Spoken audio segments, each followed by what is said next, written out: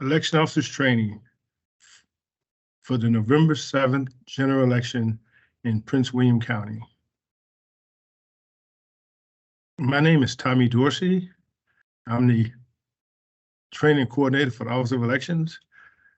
Mr. Eric Olson is the Director of Elections and General Registrar in Prince William County.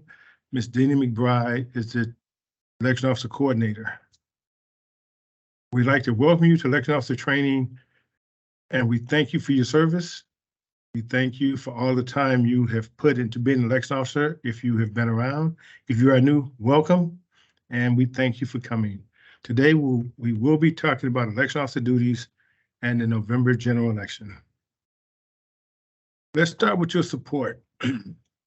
Before Election Day, you get your support from the main office.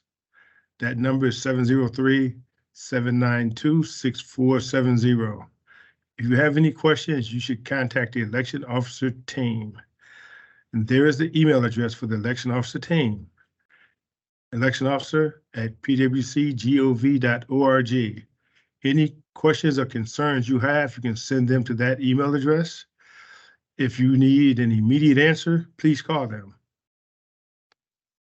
Online, you can go to pwcvotes.org/election officer. That is where election officers can view training materials, training videos. You can link to the election officer portal and do much more. You can also put in our website, election officer's website, that's pwcvotes.org. You can get a lot of information from that website, or you can link to the election officer training site. On Election Day, your support comes from Chief Headquarters. Now, the number for Chief Headquarters, 703-792-8397. That's for your leadership team only. We'll talk about that. Chief, if you have any questions on Election Day, contact Chief HQ. They handle policy, procedure clarifications, technical support, any emergencies. And oh, by the way, if you cannot get into your facility by 5:15 a.m. on Election Day, call Chief HQ. They can help you get in. As a reminder, Chiefs, do not share that number with the general public. That number is for chiefs and the leadership team in the precincts on Election Day only. If you have a question about a voter registration, you call the main office. We can look that up. That number is 703-792-6470. If you have questions about provisionals, again, that's a voter lookup, call the main office. We talk about this in the manual on page 10. So here are some changes. We had an election equipment specialist in the past. We've now made that the election and provisional specialist. Why, you say? After past elections, the chiefs would tell us they wanted a provisional specialist to work with them. You tell us, we evaluated, and in this case, we gave you a provisional specialist. What we did is your equipment specialist, they work between 5 and 6 as an equipment specialist. That's between 5 and 6 a.m. And then as an equipment specialist, they start working after 7 p.m. So now we have made them the provisional specialists. And so between the time the polls open until the time the polls close, they will assist you with provisional voting. So that leadership team consists of the chief officer, the assistant chief officer, and the provisional specialist. The provisional ballot envelope is changed. We will see that in a minute. Drop box will be coming back in an envelope. Chiefs, we gave you an iPhone and an iPad for this election. The difference between the two is the iPhone can make phone calls. They will both have tally point. That's for reporting results and doing the provisional ballot log. Yes, we'll be doing an electric provisional ballot log this election. There will be a paper provisional log. Use that as a backup only. Only if the tally point electronic log refuses to work. You can also use a translate app on the iPad or the iPhone if you need to offer a voter translation assistance. And we have something new, the interactive what ifs. That's where, chiefs, you can use that. You put in a voter situation. It's intuitive. You say what the voter's issue is. Maybe they were issued an absentee ballot.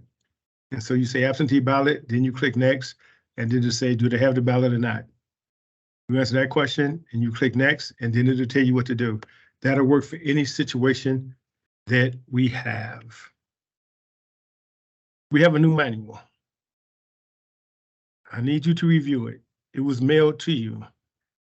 The exception to it being mailed to you is if you are attending leader certification training, you will get the manual during training. If you have not had a manual mailed to you yet, the question becomes, have you just received your assignment? We mailed them out over 2 weeks ago to over 600 election officers. We've still been assigning people, so once we assign you, then we mail you a manual. Attire. You will wear your election officer t-shirt or the vest or the safety vest that's in the cage. So we gave you t-shirts for the June election, for the November election. If you did not work in either June or November, you were sent a survey last week asking for your t-shirt size and name and precinct. Those shirts will make it into your chief's bag. And again, if you just got assigned, we should be asking you for your t-shirt size so we can get that to you. If you are working curbside voting, you are required to wear the vest. In each cage, there will be 3 vests in a bag. And I tell you that we don't want you to mix the vest that you wear with the clean ones. Some reminders: vote early. Why?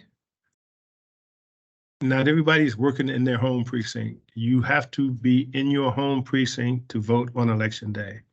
If you are not in your home precinct, then you have to vote early. So you may say, but I'm assigned my home precinct, so I'm good, right? You are good today. We are having cancellations as we speak, and it is entirely possible, not likely, frankly, but possible that you may be assigned from your home precinct to another precinct.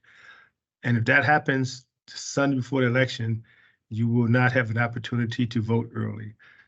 So we suggest everybody vote early if you want to vote in this election. At 5 a.m., we need to get the scanner and the poll book up and running first before anything else, except for the oath. Right at 5 a.m., you should give the oath to all your election officers and then get the scanner and poll book up and running. Something that's fairly new: poll book officers will send all voters with issues to the chief. What does that mean? Well, a standard voter is one where when you put in a name, it comes up and you check them in.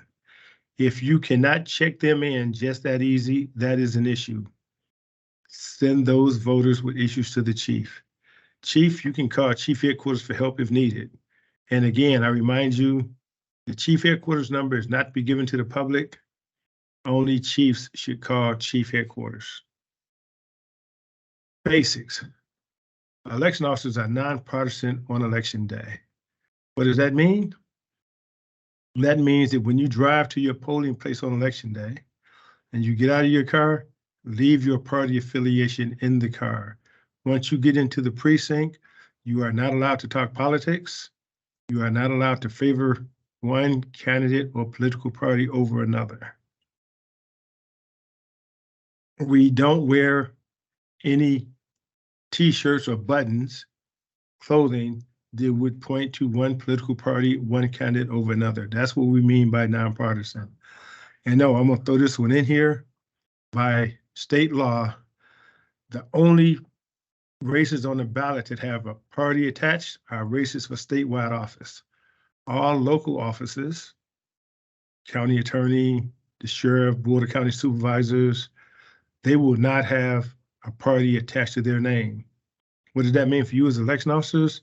We as election officers, are not allowed to tell voters who belongs to which party. Voters can look up and do research on their cell phones while in the polling place to include in the marking station. For election officers, we want you to minimize use of mobile devices. What does that mean? We don't want you to use your cell phone or be typing on your cell phone while you are taking care of voters. Understanding that there will be slow times during the day and your mobile device will help you pass the time. We want you to bring any necessary items for the day. Necessary items. So we'll say you have to take some medicine at 2 o'clock every day. Well, you will not be allowed to go home to take that medicine. You need to bring it with you. Once you get into the precinct at 5 a.m., you are not allowed to leave until all of the precinct work is done. Yes, you need to have food. Talk to your chief, or your chief should talk to you. Some places do a potluck, some places order out, and some places leave it up to each individual person to bring what they want to bring. Understand, if you want to bring something for you, you can do that. But talk to your chief and let the chief tell you what the plan is before you decide what you want to do. General information. Election day is November 7th, 2023. This is a general election. Your work hours, 5 a.m. to somewhere around 8:30 p.m. Voters, they vote from 6 a.m. to 7 p.m. You can set up on Monday. We always can do some minor setup the day before election, unless the day before an election is a holiday. And who's in charge in the precinct? The chief is. So if you think the chief is doing something not quite right, take the chief aside and have a conversation. And at the end of that conversation, the chief will make a decision, and that is what you will do. The chief may call chief headquarters to get an opinion, but the chief's word is final. Who is allowed at the polling place? Well, of course, election officers are allowed, because if there are no election officers, then elections would not happen. Voters, obviously, because we have elections so voters can come in and vote. That is what we do on election day. We get voters to vote. Poll watchers, authorized observers, they must have a signed authorization from a party or an independent candidate. They cannot disturb the process inside the 40-foot area. We'll talk about that a little later. The media is allowed in the polling place. Now, media members cannot impact voter privacy. They cannot interview people inside the 40-foot area. Members of the media must have some sort of credential, but we will not question whatever credential they have. The only thing they can do is take general background shots inside the precinct. They cannot hang out and take pictures in the precinct for a long time. They cannot, as I said, interview people. They cannot invade a voter's privacy, which means they cannot zoom in on any particular voter. As a matter of fact, if a voter says, I don't want to be on camera, they are not allowed to take pictures of that voter. Office staff, like me and Dina, electoral board members, and special assistants are also allowed in the polling place on election day. Special assistant, if you have never heard of that, those are people who were at one time, they started as election officers, like you, and they stuck around, they became chiefs, and some of them made it up to be a special assistant. Special assistant's job is to supplement the staff. They visit all the precincts on election day. They have a set number of precincts they go to. They may bring you supplies. If you call and you need some supplies, special assistant may be dispatched to bring you supplies. If you have an issue, a special assistant may be the first person that you see that represents the office. They also have a checklist, and they make sure that every precinct is set up according to the laws of the state of Virginia. And there can be others. Who are they? Well, pretty much anybody else. if anybody wants to visit our precincts on election day, they have to submit a letter to the Director of Elections, and the Director of Elections will decide yes or no. If they decide yes, they will send them a letter that they will use when they visit precincts. But more importantly, if somebody's going to be coming, we will tell you. The last couple of elections, we had the Department of Justice out. In the past, we've had some international observers, some organizations that come to watch our elections.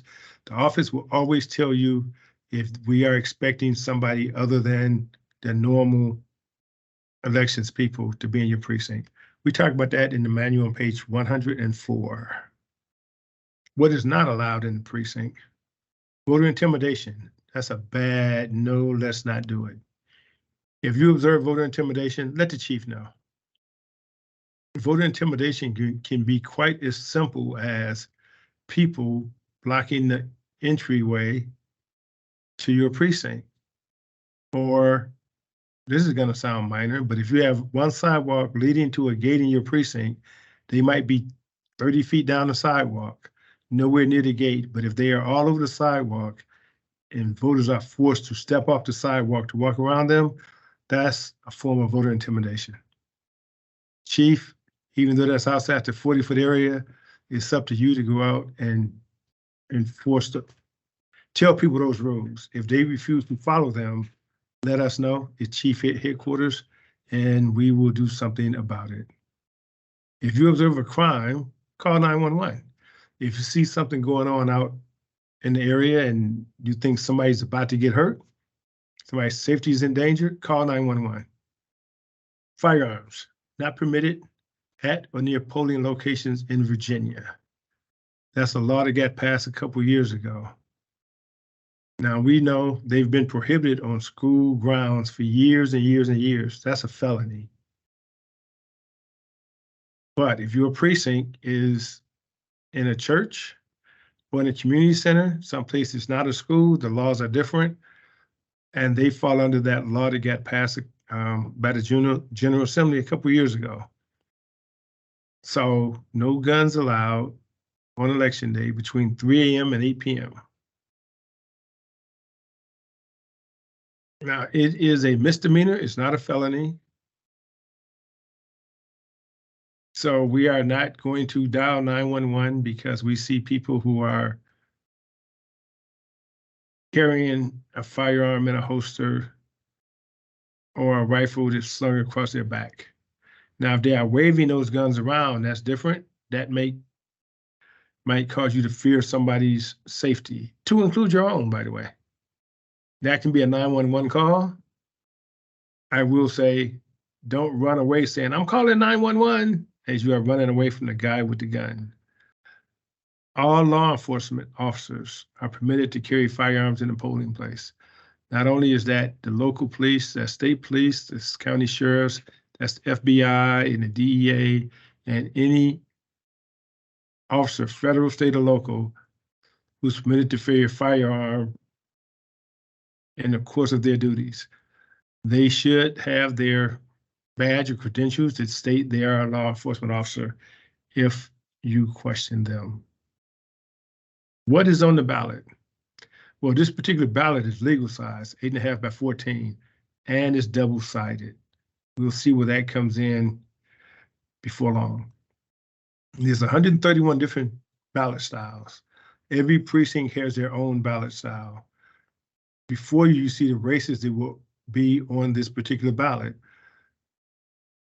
Some races, like, for example, down at the bottom it says town specials, Quantico and Haymarket, those will only be on the ballot for the town of Haymarket and the town of Quantico. Officer pay, here it is. We gave you a raise, as you can see. Election officers now get $200 a day. That includes this training. Assistant chiefs get $225, chiefs get $275. There's a chance for extra money. Chiefs, you get $25 extra for picking up supplies. The chief can detail that to somebody else. Chief, again, You and one other person get $25 extra for dropping off supplies at the end of election day. That can be detailed to somebody else. And also, anybody who goes to the leadership certification training, that would be chiefs, assistant chiefs, and equipment provision specialists, they get an additional $25. Here's supply pickup. Thursday, November 2nd, from 12 p.m., 12 noon to 7 p.m. Friday, November 3rd, from 9 a.m. to 7 p.m. And Saturday, November 4th, from 9 a.m. to noon. Location is on Telegraph Road. That's where our operations center is. And there you go with the chief's phone number. If you have any issues, if you're not going to make it on time, you can call that number and let them know. That should be either the chief or the assistant chief, as I stated. Bring your ID with you. Any questions? Send them in by email to the election officer inbox, and I will answer them. So how's this polling place work? Well, we want you to be on time. You have to be there at 5 a.m. That's what the law says. More importantly, though, that helps the chief lead the team, gets the work done. So the chief should assign people to certain jobs because there's a lot of stuff to get done in the first hour so you can open by 6. So if you don't show up until 5:20, then that's a hole in the chief's plan. Show up, please, by 5. For the setup, Monday setup is allowed for this particular election. Most polling places will have 3 poll books. Some of you will have 4. Most polling places will have 1 scanner. Some of you will have 2. Want you to, if you have 2 scanners, please call chief headquarters before you open a second scanner. Example of precinct layout is just a short example. You see where the voter comes into the precinct, they go get checked in, they get a ballot, they cast a ballot and they leave. Of note, it's taking about 5 minutes for each voter to complete their ballot for this election. Like I say, it's a pretty long ballot.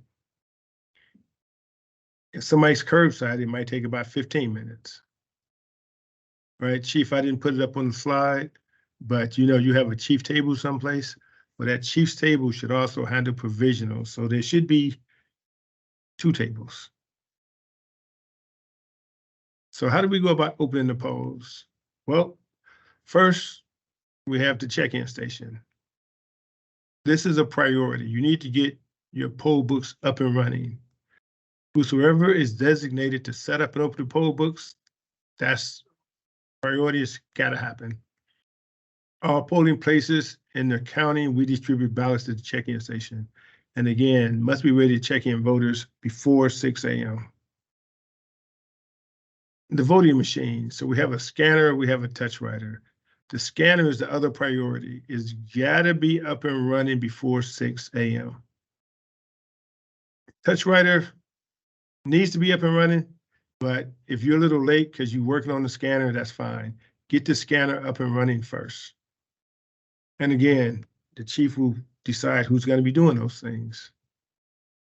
The mail ballot drop box, it goes next to the check-in station.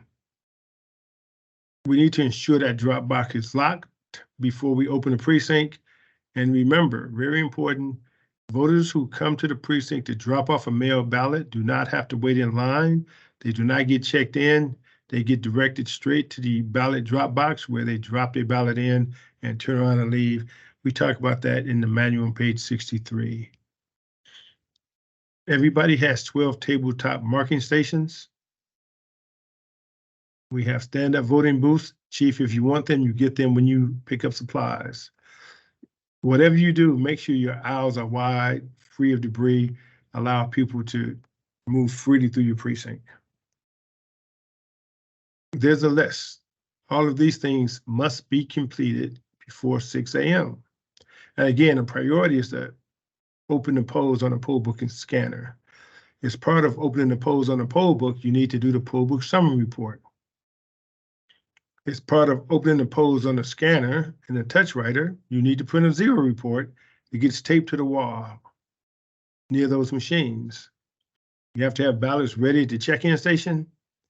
You will have done the oath, the pink compensation form, and your mail ballot drop box is in place, page 41 on the manual. Let's talk about the 40-foot prohibited area.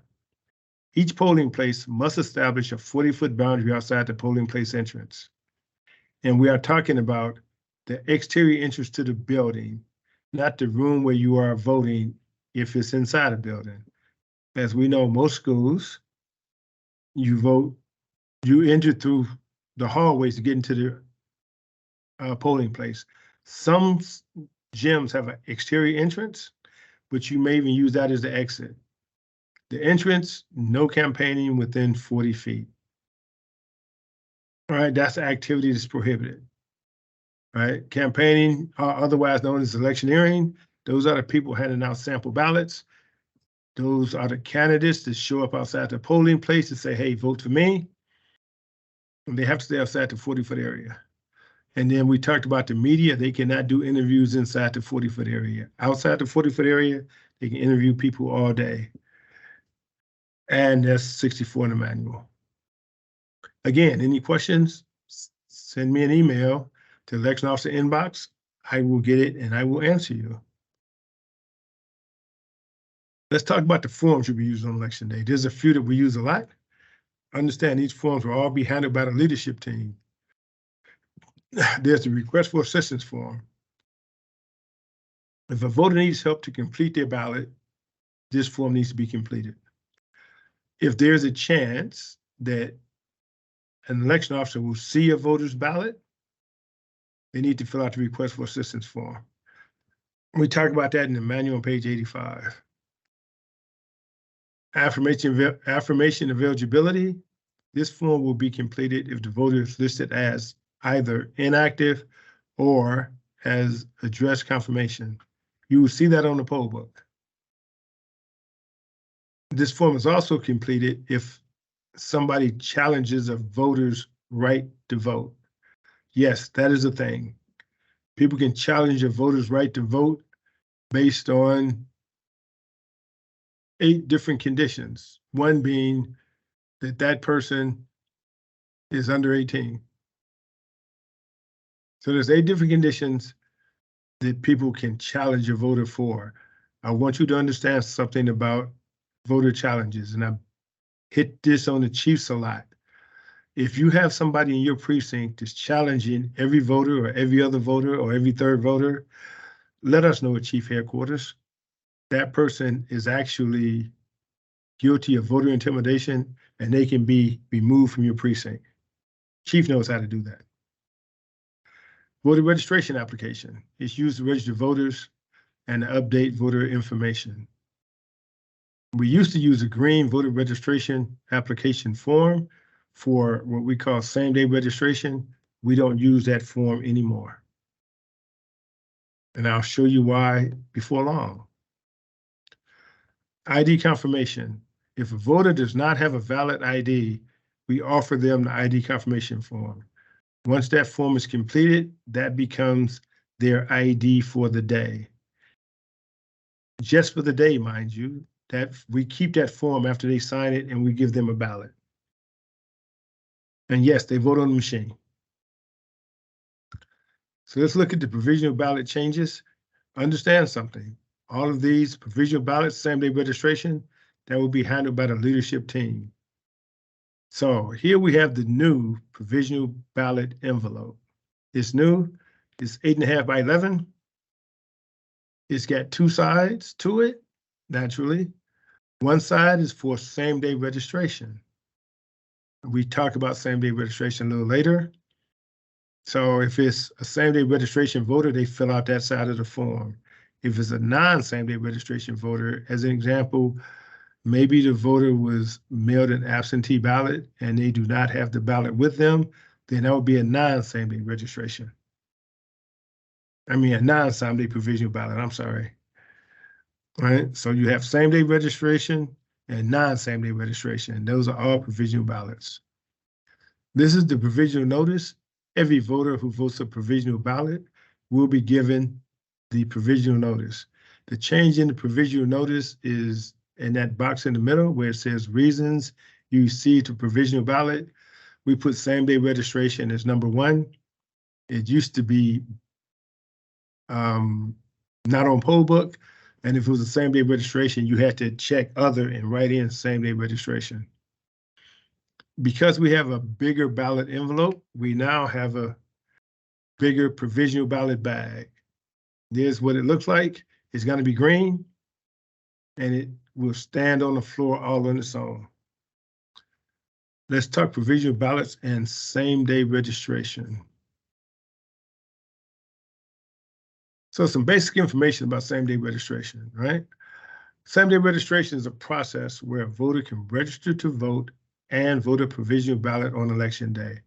That will only be handled by the leadership team in a precinct. Remember something, the same-day registration voter can only cast a provisional ballot. We do not check them in on the poll book, and they do not scan a ballot on the scanner. We talk about that in the manual, page 101. So I like to ask this question: when does a voter become a provisional voter? So they go to the check-in station, they give their ID, and for some reason they cannot be checked in by the check-in clerk, by the check-in officer. And the poll book will tell you why. So you send them to see the chief. And the chief will do some research, and there's a couple of different things that can happen. Actually, there's 3 options. One option is they will be allowed to vote on the machine.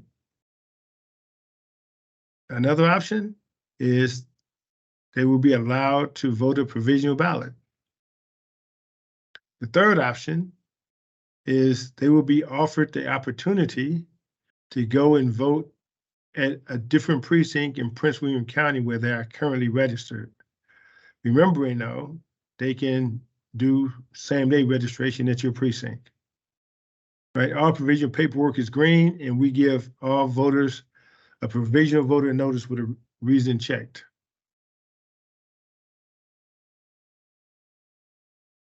So here's kind of how it works. You're going to write the precinct number on the envelope. You give them the envelope to complete and sign. You give them a ballot. And they go off and they vote their ballot, put it in the envelope, and seal the ballot. Oh, by the way, you're going to have a glue stick to seal ballots this year. And then they give that sealed envelope back to the election officer. Remember to do the right side, either same-day registration side or non-same-day registration. You need to make sure they filled out the envelope correctly. You make sure they sign it. You make sure you sign it. Then, Chief, you will go to your tally point tablet, to the program on the tablet, and you will click provisional voter, and you will enter your provisionals into the provisional ballot log. And at that point, you give the voter the notice and the sticker. Here's a provisional ballot workflow. On the left side, we have all the reason codes. On the right side, we have the steps. You follow the steps, right? If you are in precinct 304, 409, or 604, you are in a split precinct, so you need to ensure you give the voter the correct provisional ballot. Same-day registration. So this is the second year for same-day registration. So here's what I need you to remember. If a voter is not listed in the poll book in your precinct, they are a candidate, and a candidate only for same-day registration. The next thing you want to know, did they move into your precinct? And you look at the moving conditions chart to see where they fall on the moving conditions chart. Next, you use the street lookup file on your poll book. When you put in the name of their street, it'll tell you which precinct they belong in. If they belong in your precinct, remember, they're not on the poll book in your precinct, but the address that they moved to is in your precinct, then they can do a same-day registration. The ID rules are the same for all voters. What that means is you have that chart that lists all the valid identifications to vote in the state of Virginia. Even being a same-day registration voter, those are the rules that apply. No special rules for same-day registration voters. questions, again, send me an email and I will answer your question. Let's talk about officers. So we gave you job assignments. So your position is your job assignment. We have a chief. They're responsible for the precinct. And the primary contact for the media, the observers, and campaigners.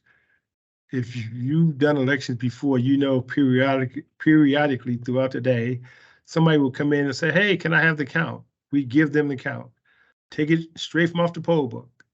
1, 2,000, 250, whatever it is. If somebody wants to count, just give it to them. The assistant chief helps the chief. Election officers, they assist voters with checking in and casting ballots. That is page 14 in your manual. We also have 2 other jobs. The equipment and provision specialist, we talked about that already. And the language officer. Language officer is new. So if you speak a foreign language fluently, you can contact us, contact Dana McBride, election officer coordinator, to talk about bonus pay to fill that role. I will tell you right now, we only need Spanish speakers. We put you in locations where we have identified we need Spanish translation. I don't remember how many precincts there are, and they've already been placed, but if you qualify, talk to Dana, and she will put you on the list. Next, we have officer roles that are different from the jobs. The roles are the things that you do on election day in your polling place. Generally, the officers will rotate through the roles during the day. So we have the poll book officers, they check people in on the poll books, they issue ballots, and they talk about marking your ballots. The voting booth officers, they're responsible for traffic flow once the voters have ballots. They direct voters to marking stations, answer some questions on how to mark ballots. And then we have the scanner officers. They provide instructions to voters when they're getting ready to put their ballot into the scanner, and they help voters through if the ballot gets rejected. The provisional officers, generally the chief, assistant chief, or equivalent and provisional specialist, they take care of voters with provisional ballots and anybody who may be a same-day registration voter.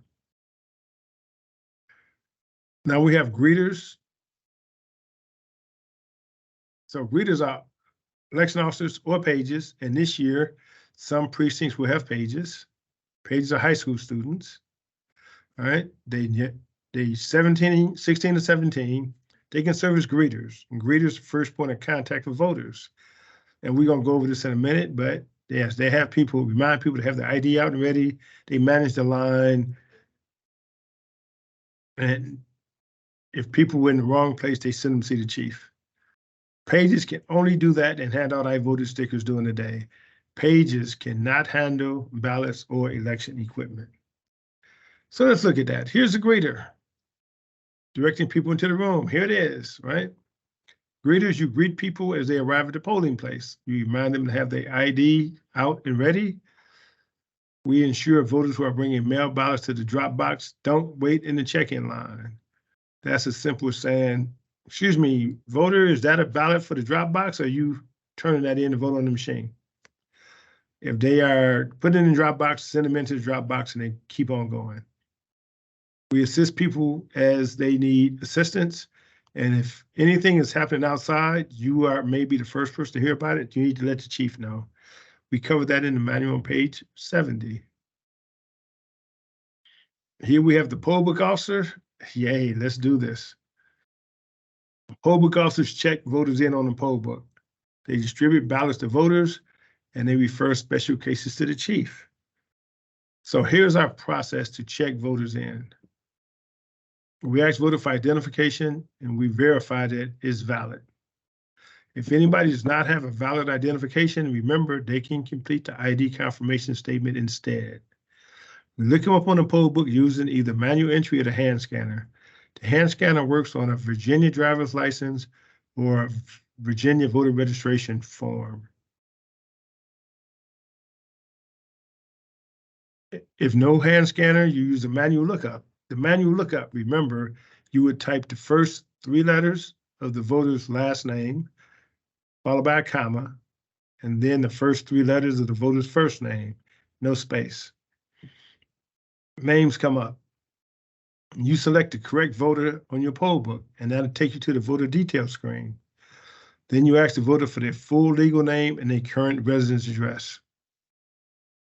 Now, if a voter tells you it's on identification I gave you, they don't have to say it out loud. If they give you a Virginia driver's license with name and address, or anything else with name and address, as long as that name and address is what they want to tell you, they can say you have it in front of you. Now you need to look in the poll book to make sure the information matches. As long as the information matches, you're good. You state the name of the voter out loud. We don't say their address. We check them in, hit the check-in button, continue, and we give them their ballot in a privacy folder, page 75 in your manual. So here we have, again, this is the poll book, screenshots, the check-in process. So this is the search screen. Here we've typed 3 letters and a comma, and we get 4 names.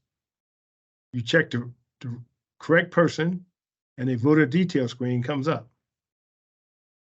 And you see where it says check voter in down at the bottom? This voter is ready to go. So when you check voter in, you're going to get this pop-up.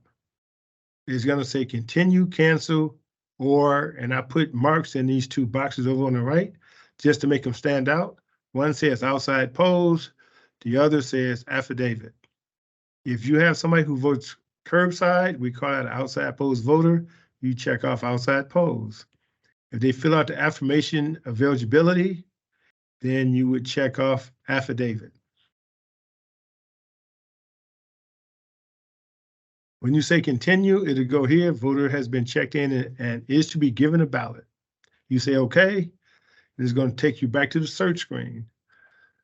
What I need everybody to realize is when it goes back to the search screen, the voter you just checked in will be highlighted in red. What that red means, the voter's already voted, but since you just checked them in, you know that voter has not voted yet. That red highlight comes into play in case somebody comes in an hour later and you look up the voter. If they've already voted, then it'll say they've already voted. That really comes into play if you have father, son, junior, senior, and we check in the wrong person. So here is you put in the name of the voter you're looking for and it doesn't come up. You see that blue spot, upper right-hand corner? That's the search all place. When you put a check mark in that box, it'll look throughout the whole entire county for your voter. And so here we've put in H, FIS, comma H, and it gave us 3 voters, 2 with red, 1 without. And so here's the voter that we wanted to look up. And it says this voter is in the wrong precinct. We are in precinct 401. This voter lives in precinct 413. Again, if you have any questions, send me an email and I will answer them.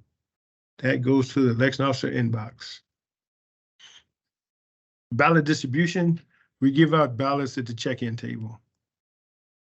All your precincts will have 1 ballot style, except for these 3.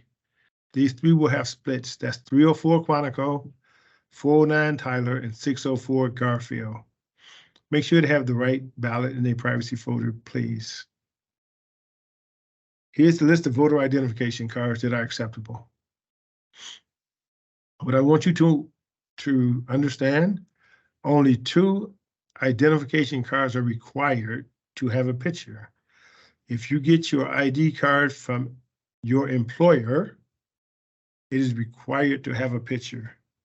If you are a student at a college or university outside the state of Virginia, for example, the University of Notre Dame, that ID is required to have a picture. Of note, never ever turn a voter away for lack of a valid ID. They can always sign an ID confirmation statement and vote on the machine.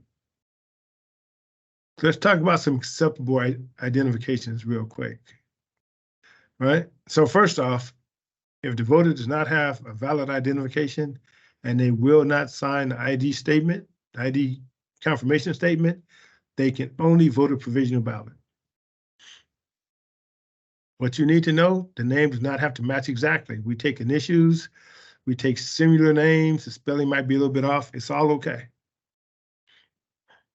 Right, the address on ID does not have to match the address on the poll book. The voters should know the address they live at, so they should know the address is on the poll book. As long as they know the address is on the poll book, they get to vote on the machine. Some tips here, like I said, we accept different spellings of names. When the name does not match, they should fill out a voter registration application to update their records so that ID and the voter registration rows will match. Same thing with address. Now, if they live where it says on the poll book, then maybe they need to update their address on their identification. But if they have moved from the address on the poll book, then they need to update our address, the address that we have in the system.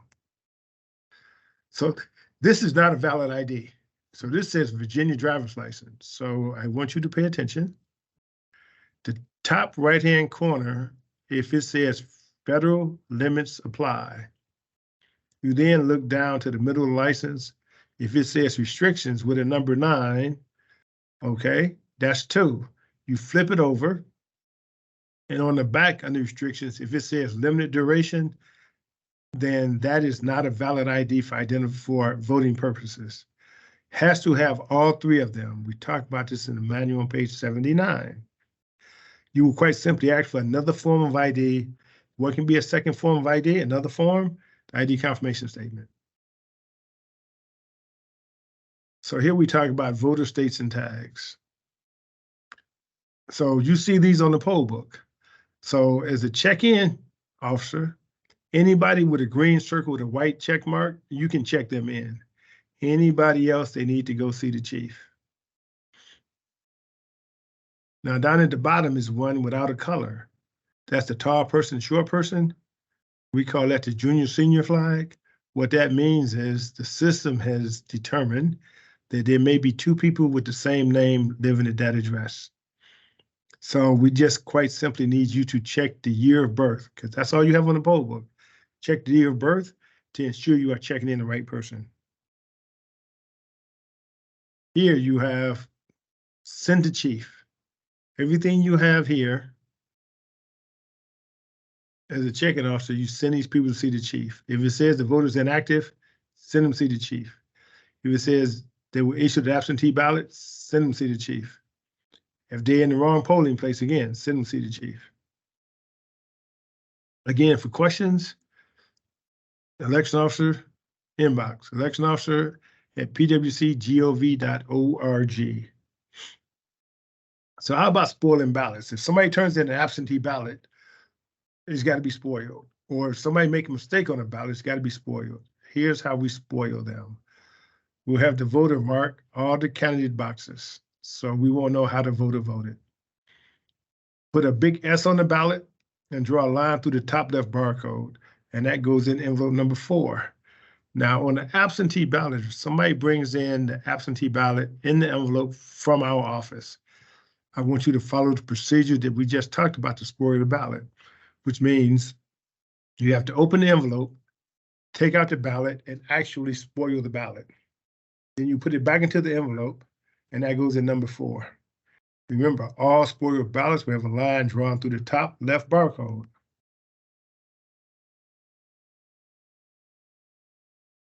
Here's an example of a spoiled ballot. You see everything is marked. There's a big S on it, and there's a line drawn through the top left barcode. So the voting booth officer, what do you do? Well, you control the voters in the ballot marking area.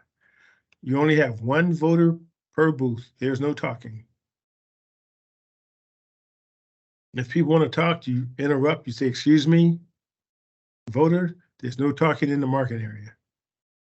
There's an exception to that. If somebody has filled out a request for assistance form, they can talk to their assistant.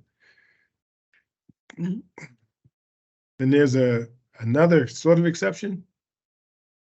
Parents can bring in their children age 15 or younger into the polling place, and they can talk to them as they go through the polling place. We need to make sure that the marking stations remain clear of any paper or personal items. What personal items? You might be surprised to learn that we get 8 or 9 driver's licenses back in the office after every election. But the other thing are the campaign papers, the sample ballots that they get as they walk into your precinct. Some voters, once they vote, they just leave them there. We pick them up and throw them away. We don't call a voter back, hey, you need to take this with you. Nope, we just pick it up and throw it away. We assist people as needed, and we give them their privacy. So what does the scanner officer do? Even more fun. You see how far back that scanner officer is from the machine, right? So you need to be near the scanner, that's near, keeping a safe distance so people have their privacy. You help voters with any difficulty, and you hand out iVoter stickers. So let's look. Why was that scanner officer so far back? Well, you need to be behind the scanner while voters are scanning their ballots. But you need to be able to see that blue light. That blue light is solid. When a voter puts their ballot on the scanner, it starts to flash. If that blue light never stops flashing, the ballot may have a problem. And so you start approaching the machine. If it turns solid, you go, then it's good, and you can hear a sound anyway. If the ballot gets rejected, then you will need to engage with the voter. This is all in the manual on page 92. So here's what a voter will see when they scan their ballot. Ready for use. Ballot rejected, reason number 1 is a blank ballot. So you ask the voter to read the screen to you. Understand something? If the voter takes the ballot, the screen will change to ready for use. So when they read the screen, it'll say, you made no choices on the ballot. To make changes, pull the sheet or cast ballot as is. That's where you come into being. You have to ensure they understand if they cast ballot as is, they will not vote for anybody. Ballot rejected reason number 2 is an overvote. You ask the voter to read the screen to you again. They get the option here of taking the ballot to the chief and getting a new one, or pressing the cast ballot as is button. Understand, if they cast ballot as is, the overvoted races will not be counted. Number 3, it's a ballot error. It was misfed. It did not scan. We asked the voter to turn the ballot over to try to scan it again. If it doesn't scan a second time, they go see the chief to get a new ballot. Here's ballot rejected reason number 4. It's a blank page. Since this is a 2-sided ballot, if they don't vote on one side of the ballot, then it'll reject it. And again, we give the option of taking the ballot and marking it, or casting the ballot as is if they don't want to vote on the other side. Number 5, this is marginal mark. It says 1 or more marks are too small. Marks that are too small may or may not be counted.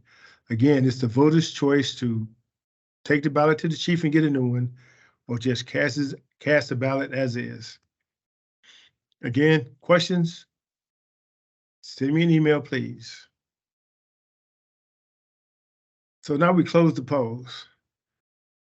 So just before closing, at 6:45, somebody will go outside and announce the polls close in 15 minutes. Anyone in line at 7 can vote. If there is a line, place an election officer at the end and announce polls are closed. We talked about this on page 118. So how do you close the scanner? Well, first thing you do is you make sure there are no ballots in the emergency ballot bin. Once you open up that door and you see there are no ballots there, then you press the blue button and you're just going to follow the screen prompts, and you will end up printing 3 copies of the tally tape. So when you close the polls, that's what you got to do here. The tally tapes will start to print. Take the first one to the chief immediately. Once you get 3 of them printed, you press the red button to turn the scanner off, and you take out the V drive and take it to the chief. That's in the manual on page 120. And then you hit the red button to shut the scanner off. You do the same thing with the touch writer, only you don't have to close the polls on the touch writer. Let's do the poll book. First thing you do when you're packing away the poll book is before you close the polls, you have to do the poll book summary report. That's page 124 in your manual. Once you do the poll book summary report, you take that to the chief. And then you shut down the poll book by holding the power button until it's going to pop up and you'll be directed to slide it to the bottom. And that'll turn it off. Chief doing the calling reports, you should submit the results via tally point as soon as you get the poll book summary and the statement of results. No, I'm sorry, the poll book summary and the results tape from the scanner. You do the submit the results on tally point, and then you do the statement of results. So with the tally point, you enter the hourly vote count, you translate for voters, record the visual ballots on the provisional ballot log, and send your precinct results to Chief HQ. I talked about the interactive what ifs. It's a link that's pretty helpful. In closing, again, priority, poll book summary report, tally tape. You put the number of votes on tally point and you do your statement of results. Then we go to the end of night envelopes. This is on page 128 in your manual. End of night envelopes, you gather people around the table where the envelopes are laid out and make sure that each envelope has all of the right paperwork in it before you sign the labels that go on the front, before you seal the envelopes. The chief will direct people to do stuff, but everybody should be around the table at the end of the night when you actually close up the envelopes. Again, are there any questions? Send me an email. Here's the oath. I'm not going to have you read it because, hey, I'm not listening to you, but you know to read it. And you will go to this QR code and sign your oath and take the quiz. You have to complete the quiz to get credit for taking this course. If you need anything, again, send me an email. I can send you a link to the quiz if the QR code does not work for you. And again, thank you very much for taking this training. I hope you have a wonderful election. Have a good day.